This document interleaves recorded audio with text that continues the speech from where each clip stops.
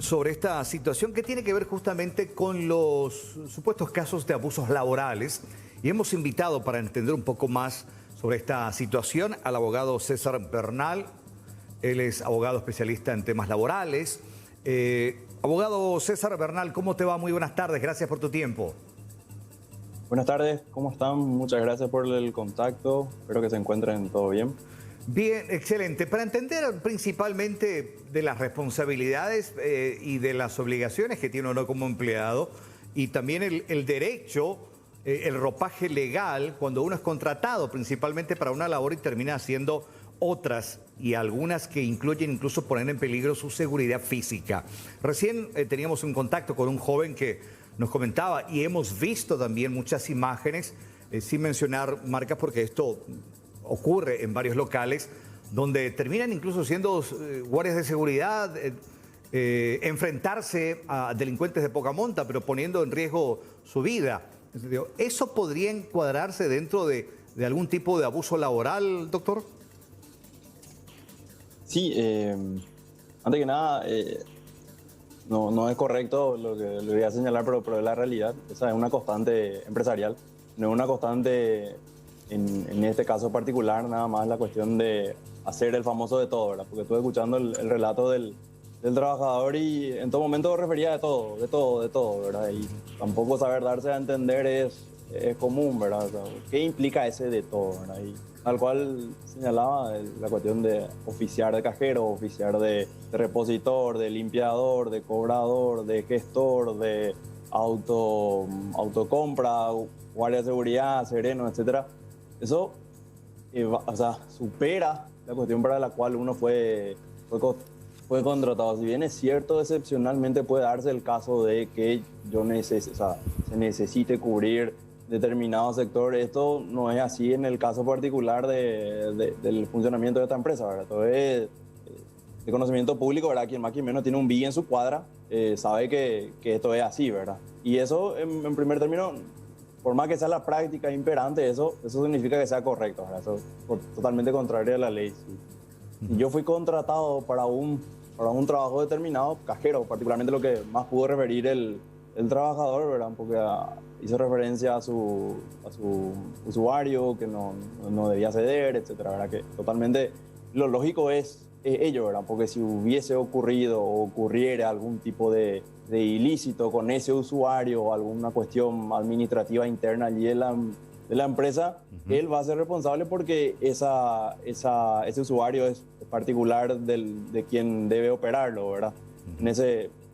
Por primer término, como que se cometiese un ilícito a través de mi teléfono celular, mi número celular, y yo no puedo señalar si es que yo fehacientemente no lo hice, la denuncia o lo que fuere, que ese teléfono yo no lo tenía conmigo o ese número en particular yo no lo tenía conmigo, ¿verdad? O sea, no se puede decir, no, hizo sin querer o cuestiones así, ¿verdad?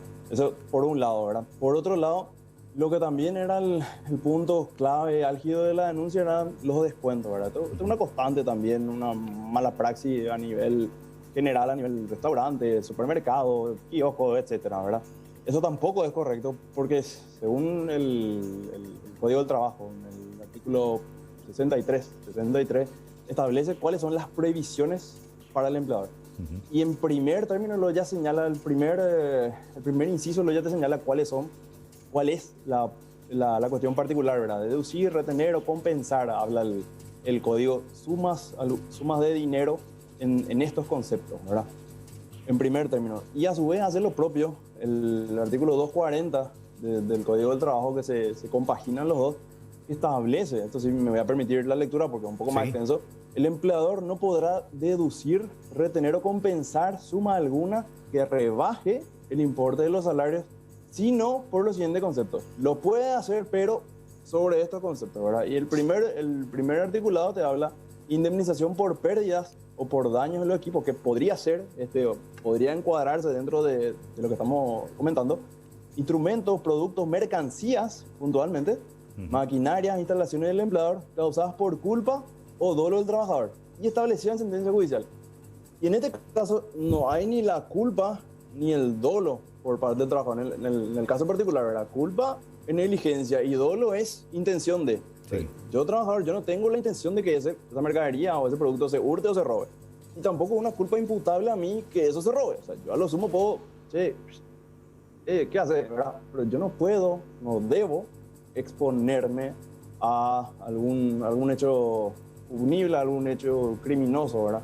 Porque por sobre todo está la vida, ¿verdad? O sea, más menos lo material es recuperable en todo sentido, ¿verdad? Pero la vida, una de las pocas cosas que no tiene recuperación, ¿verdad? Aparte del tiempo, ¿no? Entonces, pero yo entiendo que este razonamiento, este raciocinio en el momento es casi imposible, ¿verdad? O sea, desde donde yo estoy, de donde estamos, probablemente sea mucho más practicable, mucho más realizable, ¿verdad? Pero en el punto álgido de la cuestión, en el día a día, en el momento in situ, no, uno no se va a poner a analizar todo lo que te estoy señalando, ¿verdad? Pero no puede el empleador, y finalmente el articulado se permite establecida en sentencia judicial, lo cual no existe, ¿verdad? O sea, el empleador asume que hubo esto y que el responsable fuiste vos por ser tu horario, por ser tu puesto, etcétera, ¿verdad? Y a su vez tiene dos numerales esto, que te habla que debe estar debe quedar la culpabilidad establecida del trabajador y deben cumplirse también, supongamos que haya sentencia judicial, firme, ejecutoriada, que se haya comprobado la culpabilidad del trabajador, etcétera. Ese descuento no puede exceder al 30% de la remuneración mensual, ¿sí? O sea, yo no puedo hacer el descuento compulsivo ni de un tirón del importe dañoso, ¿verdad? Por llamarlo de algún término, ¿verdad? Por otro punto, sí. Creo que me iría a hacer, sí. No, que habitualmente, abogado, cuando vemos al trabajador vulnerado o vulnerable, mucho tiene que ver con aquel empleado que está tomando su primer trabajo, el primer empleo, gente joven que pretende estudiar, gente sin mucho conocimiento sobre sus derechos, sus responsabilidades como empleado. Entonces, como que es un sector bastante vulnerable. Quieren trabajar, no tienen experiencia y es el famoso agarran lo que viene. Tal cual. El famoso, la necesidad tiene cara de hereje, básicamente, ¿verdad? Pero esto no significa exponerse, tratar de impedir lo imposible, etcétera, ¿verdad? Porque las consecuencias pueden ser mucho más, pueden ir más allá de la pérdida del salario, ¿verdad? O sea, de la pérdida de ese monumento diario, etcétera, ¿verdad? Estoy pensando un poco a largo plazo, ¿verdad? Pero es cierto, el día a día no espera, no aguanta, no soporta un juicio, por decirte, ¿verdad? Pero mi recomendación particular es no hacerlo, ¿verdad?